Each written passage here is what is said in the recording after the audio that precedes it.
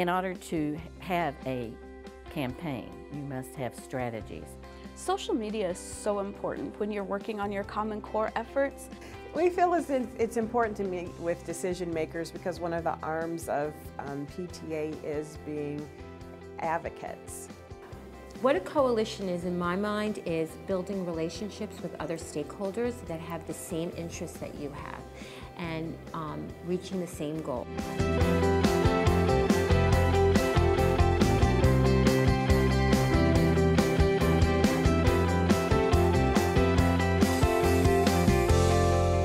A strategy for Common Core because there's a lot of misinformation out there, so you need to make sure that you're strategically getting the correct information out there.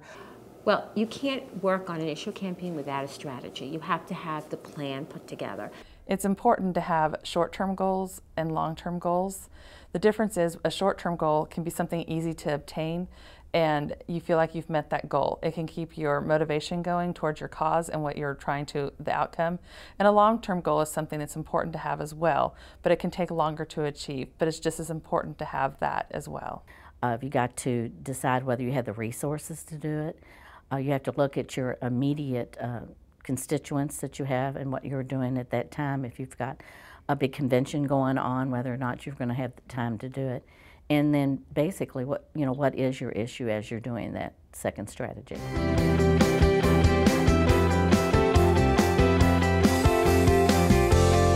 A coalition is a group of different organizations that are working for a common cause.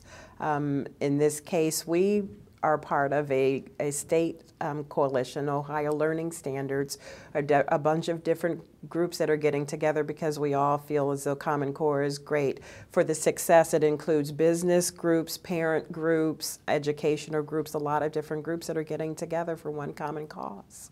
When you're working in a coalition, it's really important to identify the different groups involved, areas of strength. We have, in Kansas, we're partnered with our Association of School Boards, our NEA, our State Board of Ed, several groups to spread the word about Common Core. And our PTA doesn't have the number of volunteers that some of the other groups have. They have paid staff who can go out and talk about Common Core, but they always take PTA's information out with them. You have to think about who your constituents are, who your allies are, and who your opponents are.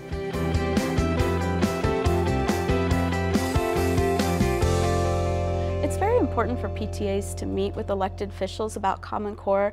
They often make the decisions about funding, and depending on the state's makeup, some standards are set by the legislature. In Kansas, it's set by an elected school board, but I do know in some states it is set by that legislative body. So you want to meet with them and share PTA's position on Common Core to make sure that they're doing what's best for kids. It's important to have targets. So we call a decision maker a primary target. So like the governor or perhaps a senator would be the primary target. One of the arms of PTA is being advocates, and that is going before legislators and policymakers and decision makers to talk about issues that affect children, and to say that we have, for instance, in Ohio, 70,000 voices behind us gives us credibility to be able to speak on issues.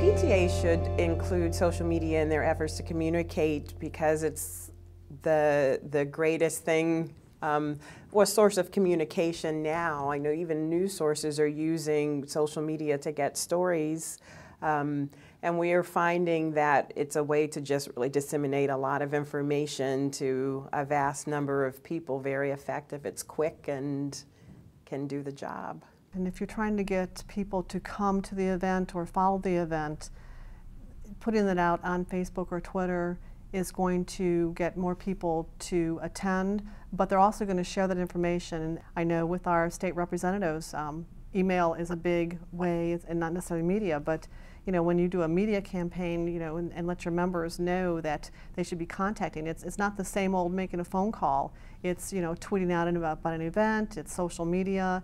It's all the different mediums that people have to them today.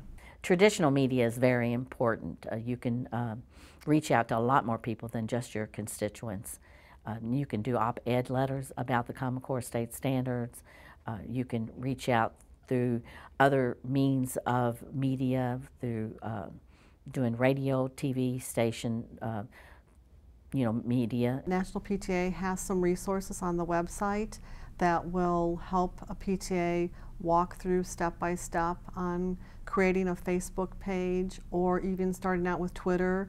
You can also contact your state PTA. A lot of times your state PTA already has a Facebook page or Twitter experience, and they can share some links that way too. If I were to run into a parent in the grocery store or someplace like that and talk to them about Common Core, I would first of all just say Common Core makes common sense. We all want our children to succeed.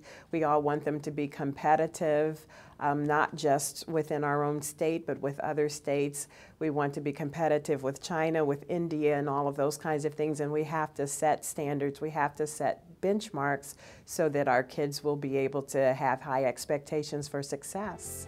My name's Tammy Bartles, My name is Sharon Whitworth. My name is Debbie Tidwell. My name is Lisa Mack. and I support college and career ready standards because the higher standards, the higher expectations will help my children be successful adults. I support Common Core because it's the best thing for our children's future.